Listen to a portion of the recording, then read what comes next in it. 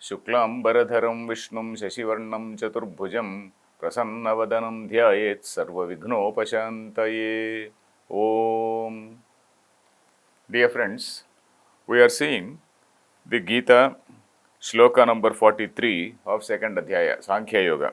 That is Kamatmanaha Swargaparaha Janma Karma Phalapradam Kriya Vishesha Bahulam Bhogaishwarya Gatim Prati.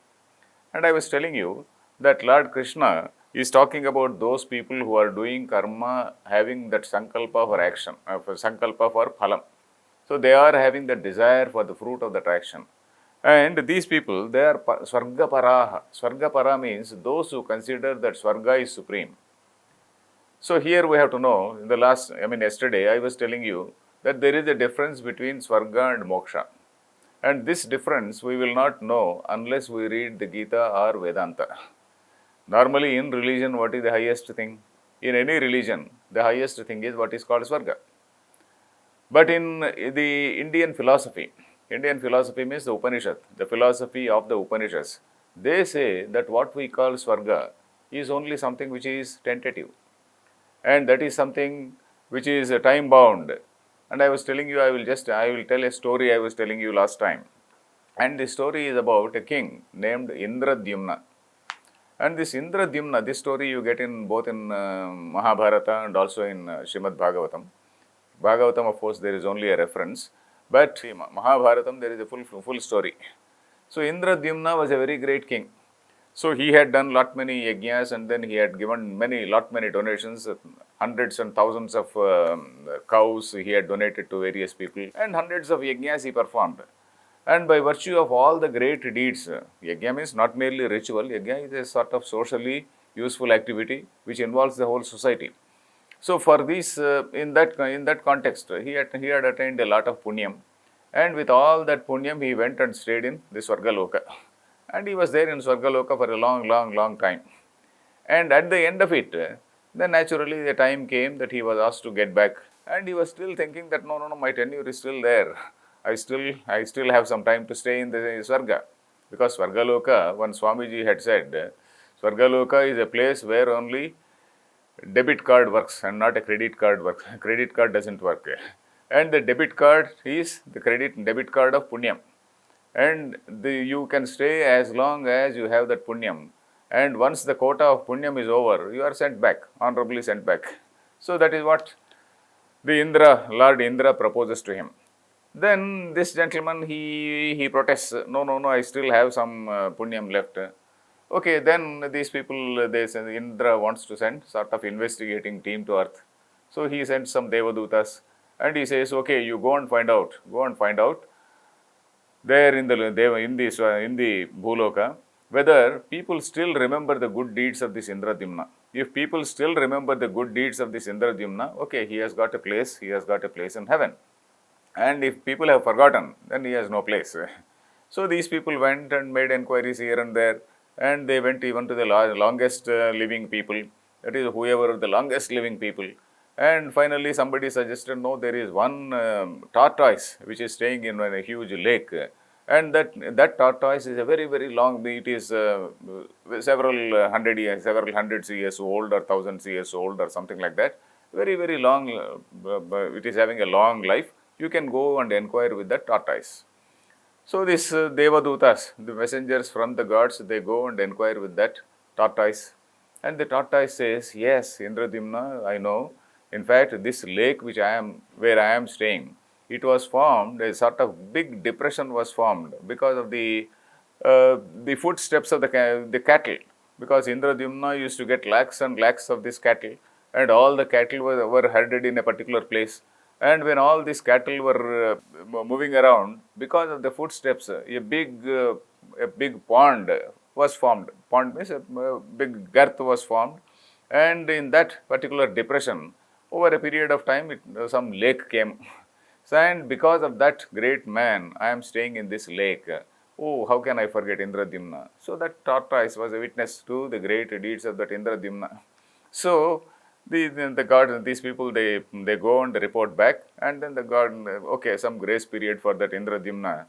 So that is the story of Indradyumna in Mahabharatam. So what does it mean? It is meant to show that whatever we say, what we call as Swarga is something which is limited in time. It is something which is limited in time, and once the quota of Punyam is over, a person is asked to get back. So that is what we were seeing, and the duration is limited. And Swarga, the difference between Swarga and Moksha. One more point is, Swarga is something which is a place for enjoyment. That is, it is only an extension of physical pleasures. And Moksha is not a place. Moksha is something, it is only a state of realization. This is the basic difference which one has to accept. Really, this Swarga is something which is told at the level of religion. And moksham is something which is told at the level of philosophy. It is basically a philosophical outcome, or rather a philosophical inquiry, outcome of a philosophical inquiry, and a very, very clear understanding about the nature of being and what is the nature of that supreme reality. So it is due to understanding. And this Swarga, it is something which is called a relative truth, Vyavaharika Satyam, because all the common people, all the people who are not equipped to study philosophy of the Upanishads, so those people, they do want a religion. So all these people, okay, they have to say, okay, yes, there is one Swarga, there is one Swarga, and then you do some good deeds and you are going there. At a tentative level, it is accepted. But this moksha is something which is at the absolute level. So this is the basic difference between Swarga and moksha. So what Krishna is saying here is, Kamatmanaha Swargaparaha Janma Karma Phalapradam Kriya Vishesha Bahulam. And also this Kriya Vishesha Bahulam. There are so many, and in the Vedas, we find that there is such a wide option. I was telling you, Vedas are like, when Swamiji has compared Vedas to a huge mall. You go and ask for anything, and you get it. So there are so many options. You do this particular good deed, you will get this punyam. Oh, each man trying to know, okay, I want this, I want that, I want that. So, Kriya Vishesha Bahulam and Bhogaishwarya Gatim Prati. And here, of course, what Krishna is doing is, he is not censoring, he is not doing ninda, he is not doing ninda of all these people. He is only saying that moksha is something which has to be aspired for. This is only at a lower level. What we call Swarga is merely at a lower level. And this Kriya Vishesha Bahulam and Bhogaishwarya Gatim Prati. So that is what this shloka means. That is, these people, they are only interested in bhoga. Bhoga means enjoyment, Aishwarya. Aishwarya literally means lordship. Ishwarasya bhavaha Aishwaryam. Ishvaraha. Isha means Ishate, Ishte. That is one who rules. Ishvara means one who rules. Ishwarasya bhavam Aishwaryam. Bhavaha Aishwaryam.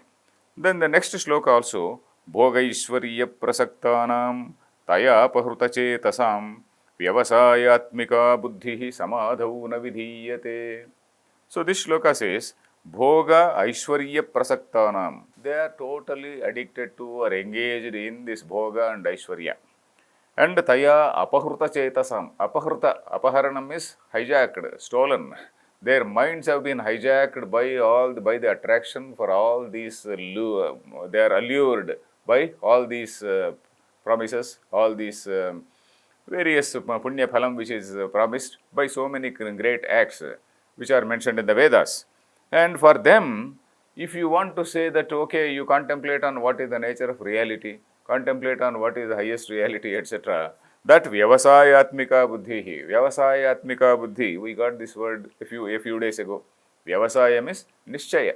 Vyavasayatmika buddhi means nishchayatmika buddhi. That is something which is decisive in nature. A one point, a focused mind. A mind has to have some clarity. Whatever we do in our life, we should have some clarity about what we are doing. And if we don't have clarity, then our mind is fickle, and then it is moving from one corner to another corner, from one option to another option. Shall I pursue this god or shall I pursue that god? So all these things will be there. Not only that, shall I follow this karma or shall I do some other karma? So like that, the mind will not have that vyavasayatmika buddhi. And buddhayo avyavasayinam, that is what also Krishna said earlier. That is avyavasayi, somebody who doesn't have that focused mind. He will be just drifting from one thing to another. And buddhihi samadhau na vidhiyate.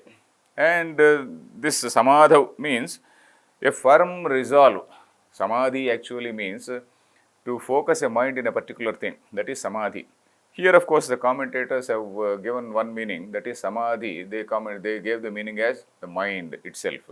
Samadhauna vidhiyate, it also means that is a sort of a firm resolve, a firm determination, a focus on any particular thing. It never takes place in that mind. It never happens in that mind. Samadhau na vidhiyate. Samadhi, samyak adhiyate manah. That is properly focusing the mind on a particular thing. And how can it happen, or when can it happen? That can happen only when a person is able to think properly in a focused manner on a particular subject. So there is, and if we see what is the reason for such variety, the question may arise, why are these Vedas giving so many wide options? Because as I was telling you, the Vedas want to cover all the people in the society, all the people in the sense, people of various mentalities.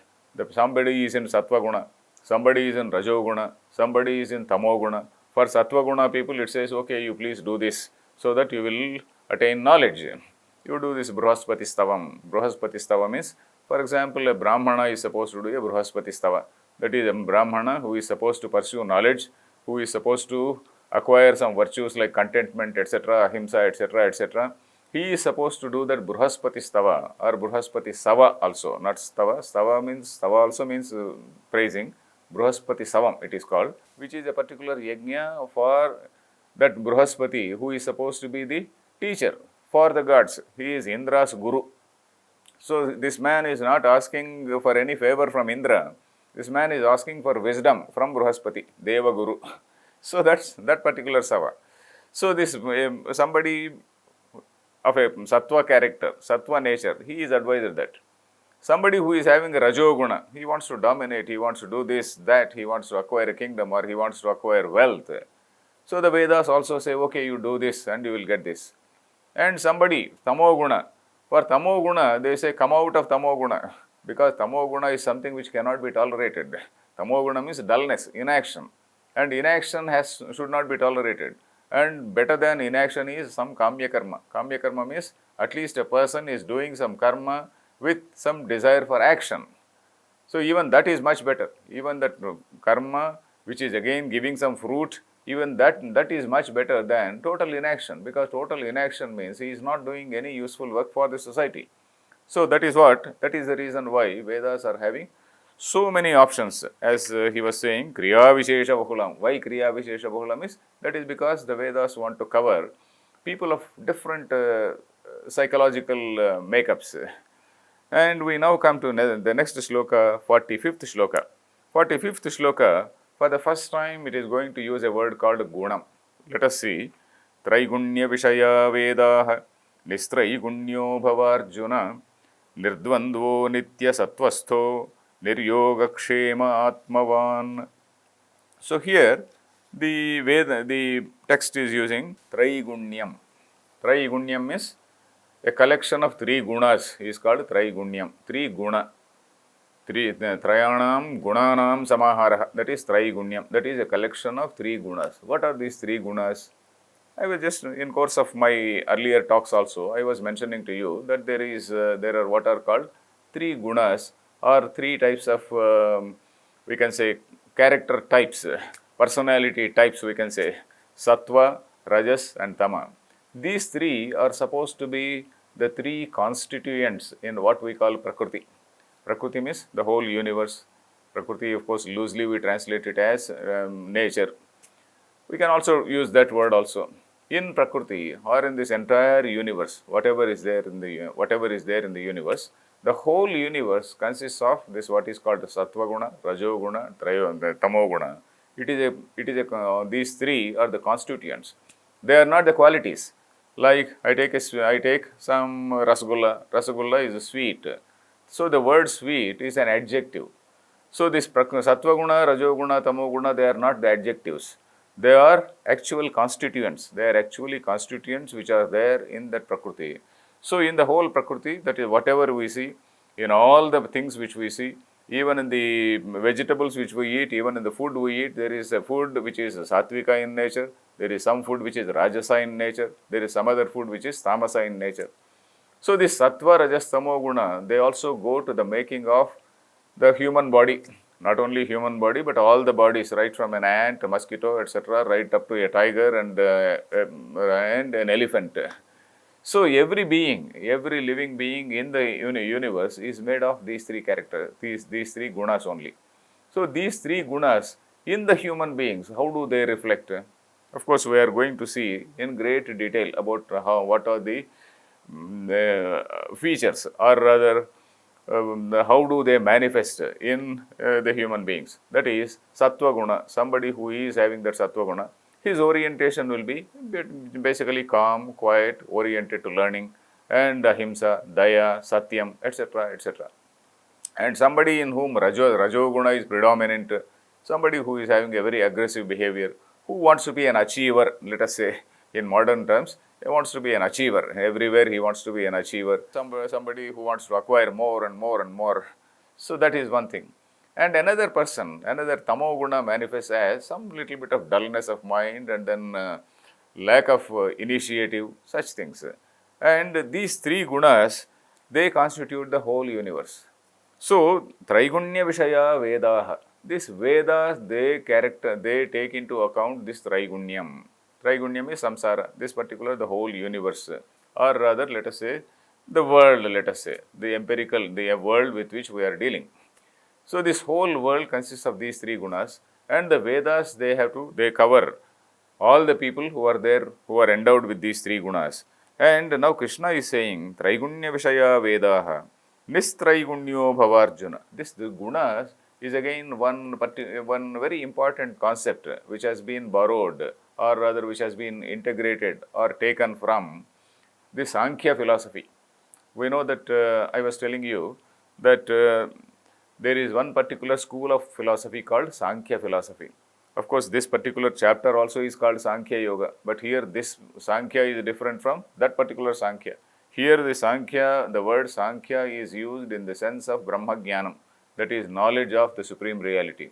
There Sankhya is, that is listing out the various constituents in this universe. Sankhya-yante prakriteha gunaha. That is, in the entire universe, what are all the things, what are all the constituents? That is what is Sankhyanam. That is counting of all the tattvas, all the Chaturvimshati tattvas, as they say. That is 24 tattvas which are there in the nature. That is that particular science called, that particular school of philosophy called Sankhya philosophy. So from that Sankhya philosophy, this idea of guna is taken into Vedanta also by sage Vyasa, of course by the Upanishadic Munis also. So here Traigunya Vishaya Vedaha, Nistraigunyo Bhavarjuna, Nistraigunya, that is, Nistraigunya is going beyond these three guna. That is, these three gunas, they are propelling a person, they are motivating a person to act in a particular way. They are motivating a person, okay, you do this. A person who is endowed with sattva guna, he is motivated in a particular way. Another man who is endowed with rajoguna is motivated in another particular way. So like that, a person is motivated to behave in a particular way. So here what Krishna is saying is, Nistraigunyo Bhava. That is, when you are pursuing an activity in accordance with your rajoguna, or in accordance with my sattva guna, rajoguna, let us say, I am going to get the fruit for that. So when I become Nistraigunya, that is, when I try to go beyond these three gunas, whatever the sattva guna, rajoguna, tamoguna, all the three things I reduce, suppose, then I am becoming a nishkama, but I still do action. But then I will not ask for the result of that, the fruit of that particular action. That is what is Nistraigunya. That is becoming nishkamaha. Nistraigunya means nishkamaha. That is desireless action. Nistraigunyo Bhavarjuna. And Nirdvandvaha Nitya Sattvastha. Nirdvandva. This word means dvandva. The word dvandva means duality in English. That is, what are these dualities?